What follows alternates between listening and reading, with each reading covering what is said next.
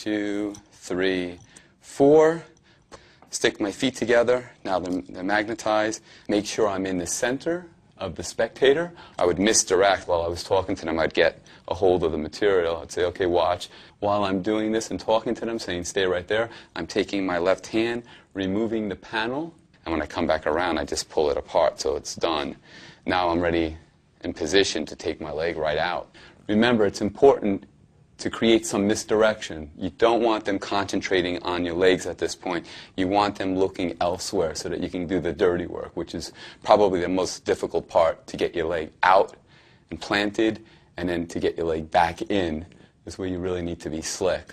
So when you're in this position, I usually just bring my hands forward while I come and get everything to position. Now the next phase of this is just literally to balance yourself, as we discussed before, and just create the illusion in presentation that you're going to float. Arch your back, look up in the air, bring your hands up and be.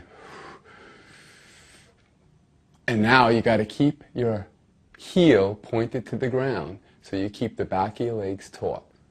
Boom. And then you can land. How's it look? Looks good. Now you can either float up to the top or you can float back down.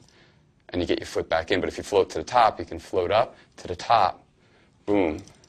And this is the position you land in. Your foot actually lands on top of the shoe.